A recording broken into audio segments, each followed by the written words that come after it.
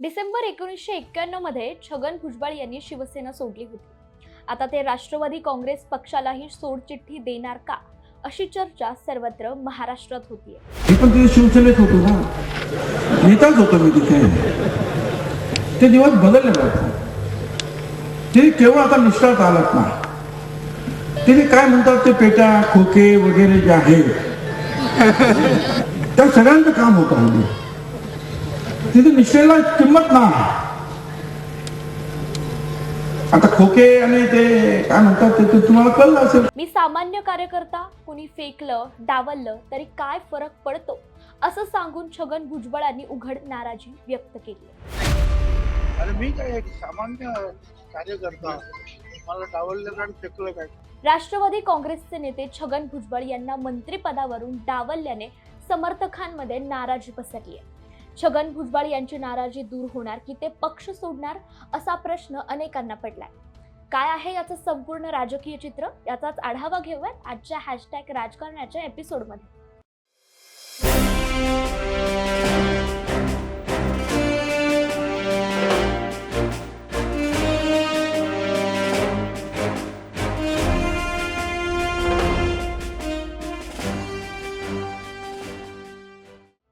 नमस्कार, मी साक्षी पांचाळ आणि तुम्ही पाहताय न्यूज अनकटचा हॅशटॅग राजकारण हा कार्यक्रम.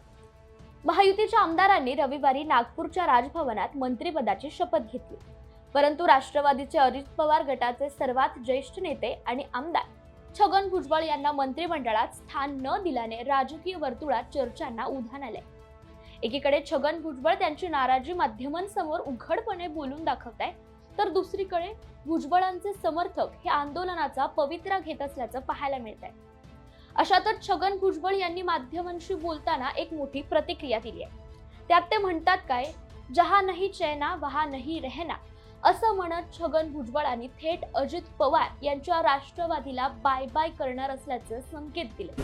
अरे बघू, यहाँ नहीं चैना वहाँ नहीं.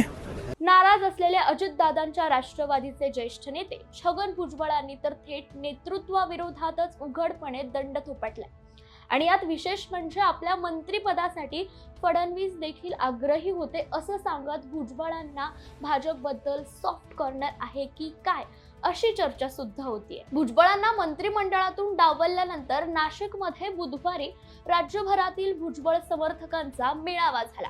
त्यात बहुतांश समर्थकांनी भुजबळांना राष्ट्रवादी सोडून भाजपमध्ये प्रवेश करण्याची, तर काहींनी ओबीसींचा स्वतंत्र पक्ष स्थापन करण्याची कळ घातली आहे. मात्र भुजबळांनी संयमी भूमिका मांडताना देशभरातील ओबीसी समाजाशी चर्चा करून विचारपूर्वक निर्णय घेणार असल्याचं स्पष्ट करत समर्थकांना देखील सबुरीचा सल्ला दिला. देशभरात पुन्हा ओबीसी एल्गार पुकारण्याचा निर्धार करत ओबीसी एकजुटीचा नारा देतानाच घाईघाईत प्रश्न सुटत नसल्याने देशभरातील ओबीसीशी चर्चा करून विचारपूर्वक निर्णय घेईल, असंही छगन भुजबळांनी यावेळी म्हटलंय. मला मंत्रिपद न मिळाल्याने राज्यातीलच नव्हे तर देशभरातील ओबीसी समाज पेटून उठलाय. विरोध व्हायलाच हवा, त्यासाठी निदर्शने करा, लोकांमध्ये जागृती निर्माण करा, आत्मसन्मानाचे निखारे प्रज्वलित ठेवा, असं सांगतानाच काळजी करू नका, आपला आवाज दबला जाणार नाही, असं सूचक इशारा देखील छगन भुजबळांनी यावेळी केलाय. तसेच लोकसभा आणि विधानसभा निवडणुकीमध्ये आपण जरांगे विरुद्ध छगन भुजबळ असा थेट सामना पाहिला. त्यावेळी मराठा आणि ओबीसी असं उघड संघर्ष सुद्धा आपल्याला पाहायला मिळाला.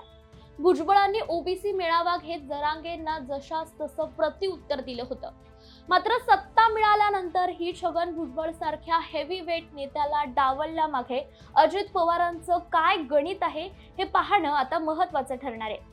मात्र या सगळ्या नाराजीमधून नवीन वर्षात छगन भुजबळ राजकीय ट्रॅक बदलणार की त्यांच्याकडे दुसरी कोणती महत्वाची तशीच मोठी जबाबदारी देणार, याची उत्सुकता सर्वांनाच आहे. तत्पूर्वी आजच्या भागात इतकंच. भेटू हॅशटॅग राजकारणाच्या पुढील भागात एका नवीन राजकीय घडामोडीसह. पाहत रहा न्यूज अनकट.